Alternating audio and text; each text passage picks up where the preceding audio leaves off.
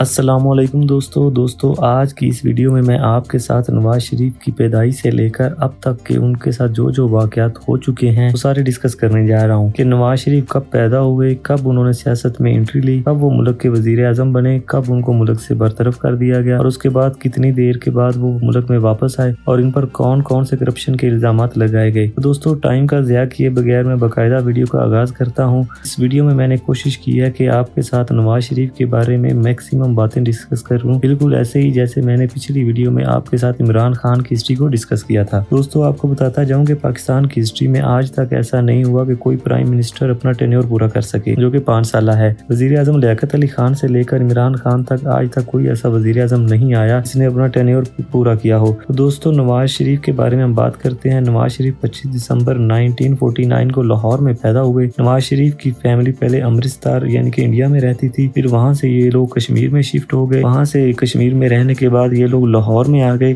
تو دوستو بات کرتے ہیں نواز شریف کے تعلیمی کیریئر کے بارے میں۔ نواز شریف نے اپنے تعلیمی کیریئر کا آغاز سینٹ اینتھنی اسکول لاہور سے کیا۔ وہاں سے دوستو انہوں نے اپنی ابتدائی تعلیم مکمل کی۔ ابتدائی تعلیم مکمل کرنے کے بعد یہ گورنمنٹ کالج یونیورسٹی لاہور میں چلے گئے، جہاں سے انہوں نے بزنس کی ڈگری حاصل کی۔ بزنس کی ڈگری حاصل کرنے کے بعد دوستو نواز شریف پنجاب یونیورسٹی لاہور سے وکالت کی ڈگری بھی حاصل کی اور انہوں نے باقاعدہ سیاست میں جو ہے اپنا آغاز وہ 1976 میں کیا تھا۔ دوستو یہاں پر میں آپ کو ایک بات بتاتا چلوں کہ پاکستان مسلم لیگ کے جو فاؤنڈر ہیں وہ جنرل ایوب خان ہیں اور جنرل ایوب خان نے ہی اس پارٹی کی بنیاد رکھی تھی۔ چونکہ نواز شریف اور جنرل ضیاء الحق کے آپس میں بہت اچھے تعلقات تھے، جنرل ضیاء الحق نواز شریف کو سپورٹ کرتے تھے اور نواز شریف جنرل ضیاء الحق کو سپورٹ کرتے تھے۔ دوستو غلام جیلانی نے پہلی دفعہ نواز شریف کو فائنانس منسٹر بنایا تھا اور 1977 کو جب ضیاء الحق کی حکومت آئی تو نواز شریف نے ضیاء الحق کو بہت زیادہ سپورٹ کیا۔ نواز شریف دوستو چونکہ ایک بزنس مین تھا تو جب یہ فائنانس منسٹر تھا تو اس نے بہت سارے ترقیاتی کام کیے، جس میں سب سے بڑا کام جو نواز شریف کا تھا وہ تھا پرائیویٹائزیشن۔ پھر دوستو اس کے بعد 1985 کو نواز شریف کو چیف منسٹر آف پنجاب بنا دیا جاتا ہے۔ جنرل ضیاء الحق چونکہ نواز شریف کو بہت زیادہ سپورٹ کرتے تھے، جتنا جنرل ضیاء الحق اوپر جاتے ہیں اتنا ہی نواز شریف بھی اوپر جا رہے تھے۔ آرمی کی نواز شریف کو پوری سپورٹ حاصل تھی۔ نواز شریف کا ماننا تھا کہ حکومت بنانے کے لیے آپ کو ملک کے بڑے بڑے لوگوں سے اچھے تعلقات رکھنا بڑے ضروری ہے۔ آرمی کے ساتھ ساتھ دوستو نواز شریف کے ISI کے ساتھ بھی اچھے تعلقات تھے۔ اس کے بعد دوستو 1988 کو جنرل ضیاء الحق کا پلین کریش ہو جاتا ہے اور جنرل ضیاء الحق کی ڈیتھ ہو جاتی ہے۔ ان کی ڈیتھ کے بعد دوستو الیکشن ہوتے ہیں اور ان الیکشن کے بعد دوبارہ پھر نواز شریف کو چیف منسٹر آف پنجاب بنا دیا جاتا ہے۔ 1988 کے بعد دوستو پاکستان مسلم لیگ کے 2 ٹکڑے ہو جاتے ہیں اور بعد میں جو پاکستان مسلم لیگ نواز شریف ہیڈ کر رہے تھے انہوں نے ساری اپوزیشن پارٹیز کو بلایا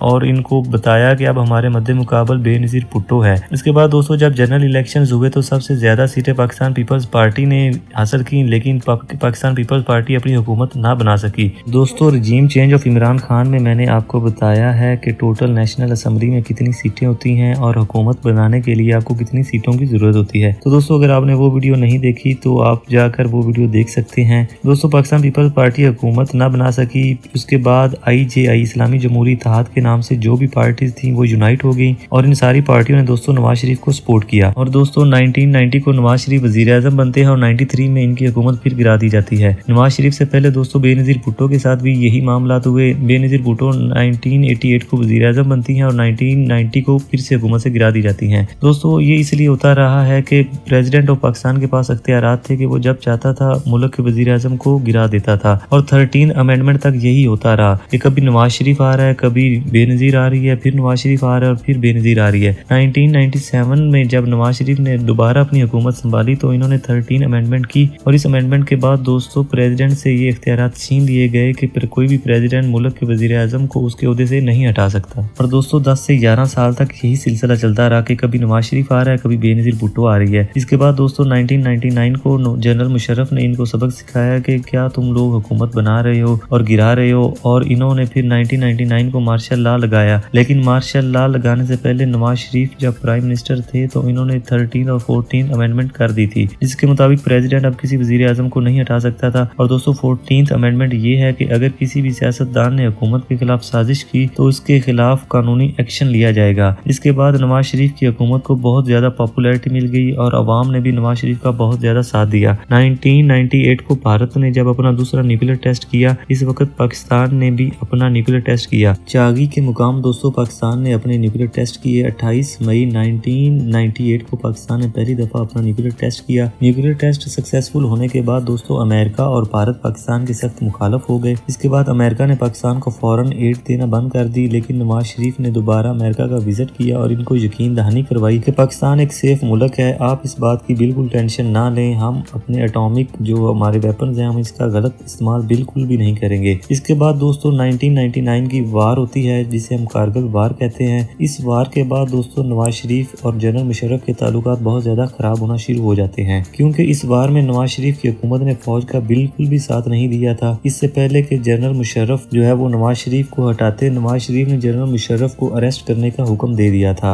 اور جناح ایئرپورٹ بھی نواز شریف نے بند کر دیا تھا، لیکن جنرل مشرف کے چونکہ ملٹری کے ساتھ بہت اچھے تعلقات تھے اور وہ خود بھی اس وقت چیف آف آرمی سٹاف تھے اور یہ کام بالکل الٹ ہو گیا۔ نواز شریف جو ہے وہ جنرل مشرف کو اریسٹ کرنا چاہتے تھے، لیکن کام الٹ ہو گیا، الٹا نواز شریف ہی اریسٹ ہو گئے۔ اس کے بعد دوستو 1999 کو ملک میں تیسری دفعہ مارشل لا لگا دیا گیا اور یہ مارشل لا جنرل مشرف نے لگایا۔ مارشل لا لگنے کے بعد دوستو جنرل مشرف نے تمام اختیارات خود لے لیے۔ مارشل لا لگنے کے بعد جنرل مشرف کو بہت زیادہ چیلنجز کا سامنا کرنا پڑا۔ امریکہ کی طرف سے جنرل مشرف کو بہت زیادہ پریشرائز کیا گیا اور اس کے بعد دوسرا جو پریشر تھا وہ سعودی عرب کا تھا۔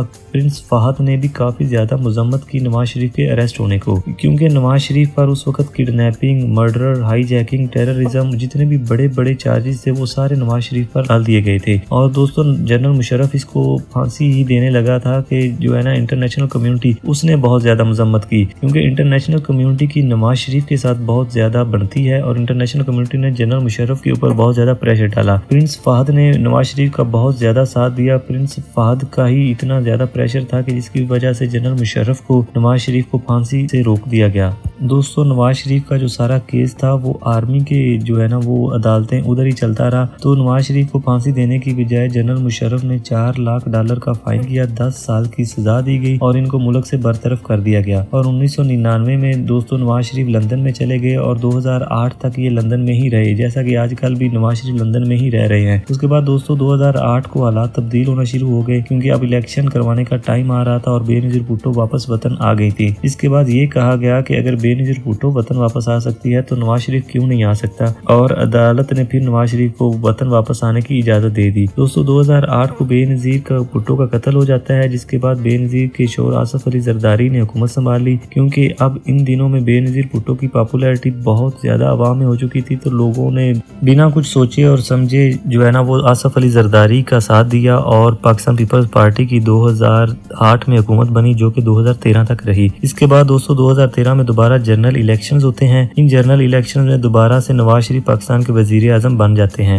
اور 2016 تک دوستو پاناما پیپرز لیک ہونے کا انکشاف ہوتا ہے، جس میں یہ کہا گیا ہے کہ نواز شریف نے 1990 میں لندن میں بہت زیادہ پراپرٹی اپنے بچوں کے نام کروائی تھی، جو کہ اس وقت امیچور تھے۔ یہاں پر نواز شریف پھر سے پھنس گئے اور اس کے بعد 2017 میں نواز شریف کو ڈسکوالیفائڈ کر دیا جاتا ہے کہ انہوں نے غیر قانونی طریقے سے اپنے بچوں کے نام لندن میں فلیٹس خریدے۔ ساتھ ہی نواز شریف کو 10 سال کی سزا بھی سنا دی جاتی ہے۔ مریم نواز اور ان کے ہسبینڈ کیپٹن صفدر کو بھی سزا دی جاتی ہے، لیکن نواز شریف کچھ عرصہ جیل میں رہنے کے بعد ہی اپنی طبیعت کا بہانہ کر کے دوبارہ لندن چلے جاتے ہیں اور آج کی ڈیٹ تک دوستو نواز شریف لندن میں ہی رہ رہے ہیں، لیکن ابھی پتہ نہیں کہ نواز شریف کب دوبارہ پھر سے اپنے وطن واپس آ جائیں پاکستان میں، اور کب ان میں ہمدردی کا جذبہ جاگ جائے کہ ان کو اپنے وطن کی یاد ستا رہی ہے اور دوبارہ سے پھر یہ پاکستان میں آ جائیں۔ تو دوستو میں نے کوشش کی ہے کہ اس شارٹ سے ٹائم میں آپ کو نواز شریف کے بارے میں میکسیمم بتا سکوں۔ اگر پھر بھی کوئی کنفیوژن ہو تو دوستو کمنٹس باکس میں لازمی پوچھیے گا۔ آپ کو میں بتاتا چلوں کہ نواز شریف 3 دفعہ ملک کے وزیر اعظم رہے ہیں، 9 سے 10 سال تک انہوں نے حکومت کی ہے۔